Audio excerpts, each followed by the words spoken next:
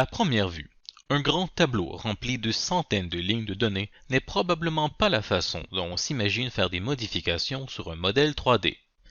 Mais pourtant, c'est une façon des plus efficaces pour faire des changements, répertorier et gérer des éléments de modèle. Une nomenclature permet de représenter des objets sans avoir besoin de les dessiner à l'écran. Ils permettent aussi de classer et filtrer ces éléments pour faire des sélections, des prises de quantité, ou même modifier les valeurs de paramètres en masse.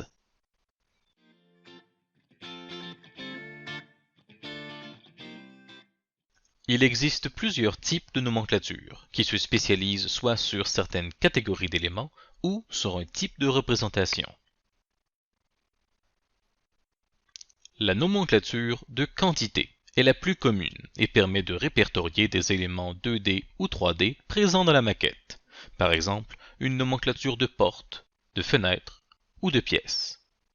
Ensuite, les nomenclatures de poteaux graphiques est spécifique aux besoins des ingénieurs en structure et permet de gérer les poteaux structuraux en lien avec un quadrillage. Ensuite, les nomenclatures de relevé de matériaux permet de quantifier des surfaces et des volumes de matériaux modélisés dans la maquette. Par exemple, des surfaces de murs à peindre dans une pièce ou le volume de béton pour les fondations. Les nomenclatures de liste de vues et de liste de feuilles permet de faire des tableaux de vues et de feuilles. Un tout bon projet contient une liste de feuilles au début de son jeu de plan. Finalement, les nomenclatures de bloc-notes permettent d'obtenir un tableau d'étiquettes de la catégorie Annotation générique du projet. Dans cette vidéo, je n'expliquerai seulement que les nomenclatures de quantité, mais tous les types de nomenclatures se construisent plus ou moins sur les mêmes concepts.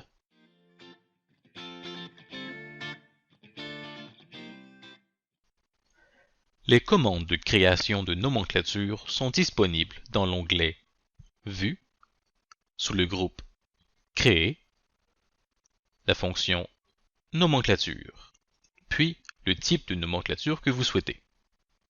Il est aussi possible de faire cette opération à partir de l'arborescence, en faisant un clic droit sur Nomenclature Quantité, puis en sélectionnant notre type de nomenclature.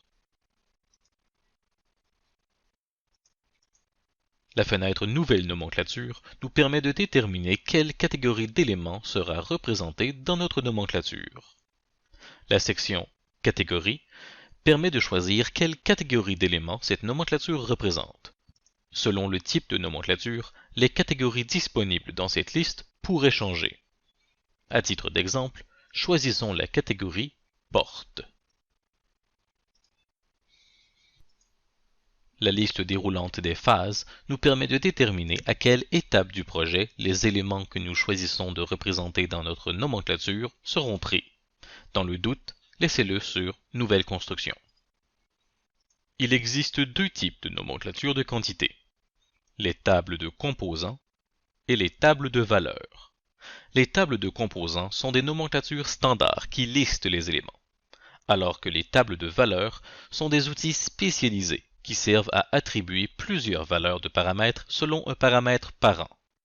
Nous nous concentrerons sur les tables de composants. N'oubliez pas de donner un nom à votre nomenclature, puis cliquez sur OK.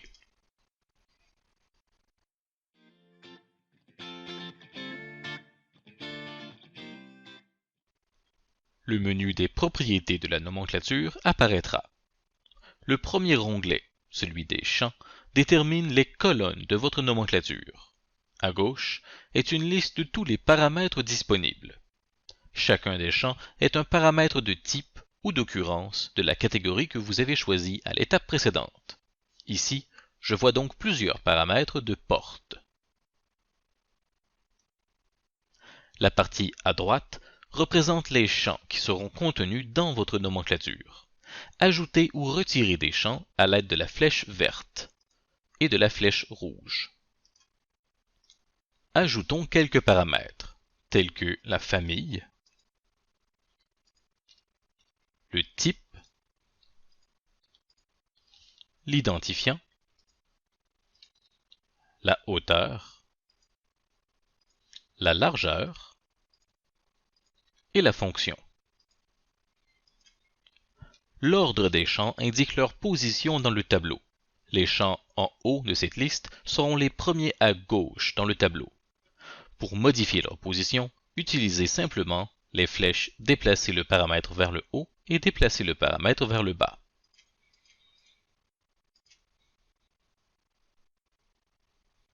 Une fois satisfait de vos champs et de leur ordre, cliquez sur OK. Votre nomenclature apparaîtra. Dans une nomenclature standard, chaque ligne du tableau est un élément. Ce n'est pas uniquement une représentation de cet élément, c'est littéralement cet élément.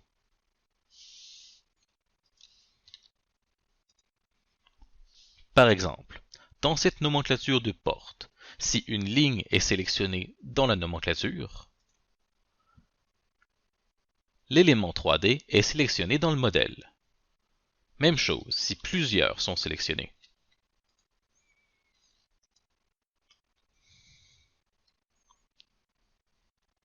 La modification des valeurs de paramètres, la suppression, le changement de type, la sélection ou toute autre modification qui pourrait normalement être faite à partir de la fenêtre des propriétés peut aussi être faite à partir d'une nomenclature. Par exemple, cette porte, dont l'identifiant est 25, pourrait être modifiée à 50 et le changement apparaîtrait dans la nomenclature. Si je choisis de faire le changement à partir de la nomenclature, je peux cliquer sur la valeur, entrer un chiffre, et cette porte a eu sa valeur d'identifiant modifiée.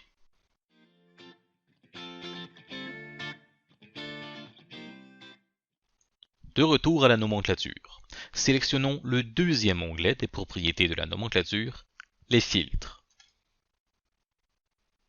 Les filtres permettent de retirer certains éléments de la nomenclature. Si jamais vous souhaitez avoir une liste d'éléments qui ne représentera pas l'entièreté de la catégorie, vous devrez les filtrer.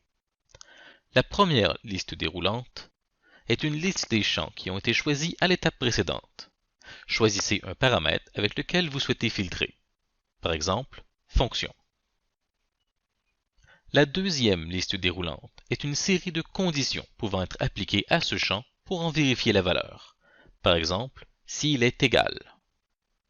Puis, la dernière case est la valeur recherchée par le filtre. Dans cet exemple, ce filtre concerne seulement les portes dont la fonction est égale à intérieur.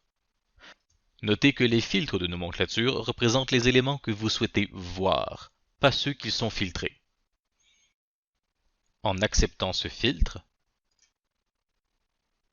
ma nomenclature est maintenant filtrée pour ne montrer que les portes dont la fonction est intérieure. Notez qu'il est possible d'ajouter jusqu'à 8 filtres. Ceux-ci sont additifs. Si plusieurs filtres sont appliqués, seuls les éléments qui passent au travers de tous ces filtres seront affichés. Par exemple, si j'ajoute un second filtre, qui lui filtre par identifiant, vérifie si la valeur commence avec le chiffre 1. Ici, je vois donc uniquement les portes dont la fonction est intérieure et dont l'identifiant commence par 1. Dans cet exemple, je veux voir tous mes éléments. Je vais donc retirer les deux filtres.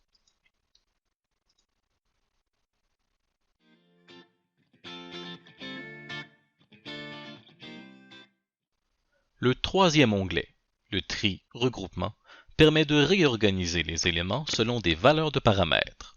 Vous pouvez avoir jusqu'à 4 niveaux de tri. La liste déroulante est la liste des champs de l'étape précédente, qui vous permet de choisir un paramètre. Par exemple, le paramètre fonction. Une fois sélectionné, le reste des options sont maintenant disponibles.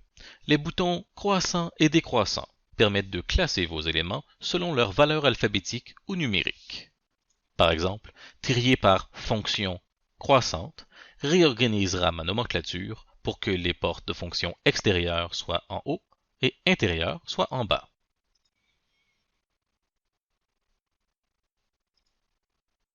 trier de façon décroissante et la même chose de façon inversée.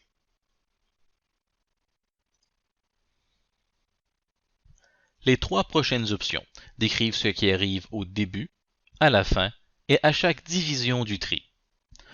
L'entête ajoutera une ligne à la nomenclature montrant la valeur de cette section du tri. La valeur de cette section est intérieure et la valeur de cette section est extérieure. La ligne vierge ajoute une ligne vide à la fin d'une section de tri.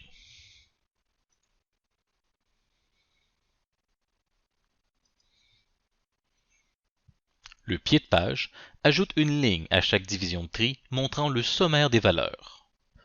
Le titre est la valeur du paramètre, le nombre est le nombre de lignes contenues dans cette section de tri et les totaux sont une addition des valeurs comme des surfaces ou des volumes. La liste déroulante vous permet de choisir quel type d'information vous souhaitez voir. Notez que si aucun de vos paramètres ne peut avoir de totaux, comme dans mon cas ici, les totaux seront ignorés.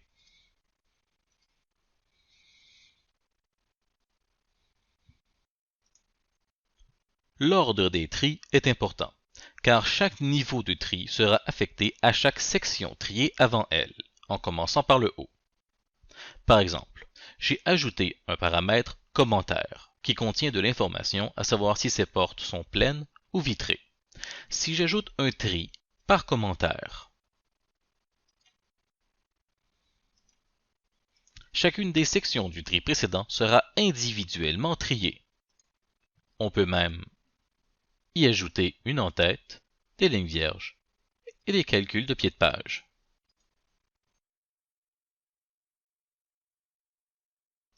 Cette section comprend donc des portes intérieures, cette sous-section des portes intérieures pleines, celle-ci des portes intérieures vitrées, alors que en dessous, les portes de type extérieur pleines et extérieur vitrées sont aussi séparées. Le bouton Totaux généraux est semblable aux options de pied de page, mais lui fait des totaux de toute la nomenclature en ignorant les tris.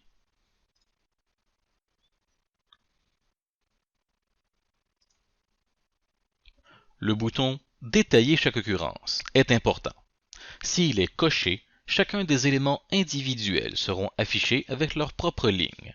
S'il est décoché, les éléments qui tombent dans le même tri seront combinés en une seule et unique ligne. Dans ce cas, si les portes ont le même type et le même commentaire, ils seront combinés. Le nombre d'éléments et les totaux restent les mêmes. Pour vous aider à comprendre combien d'éléments sont combinés dans une même ligne, vous pouvez ajouter le paramètre de nombre dans un champ.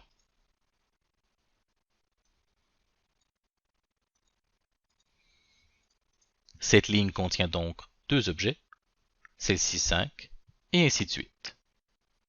À noter que les éléments combinés qui ont une valeur différente pour un paramètre qui n'est pas géré par le tri, comme les identifiants, apparaîtront vides, parce que les valeurs changent d'occurrence en occurrence. Lorsque les éléments sont combinés en une seule ligne, sélectionner cette ligne cause tous les éléments à être sélectionnés. C'est donc la façon la plus efficace de modifier les valeurs de paramètres, puisque la changer ici une fois affecte tous les autres éléments.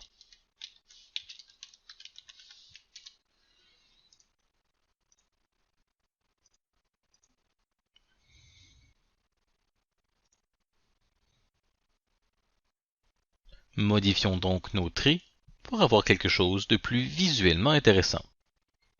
Détaillons chaque occurrence, retirons l'entête et le pied de page des commentaires, et retirons le champ nombre. Ah, beaucoup plus beau. Et voilà, vous avez maintenant tous les outils pour la création et la gestion de n'importe quel type de nomenclature dans n'importe quel projet. Suivez-nous dans la partie 2 pour en apprendre plus sur l'apparence et comment gérer une nomenclature qui se trouve sur une feuille.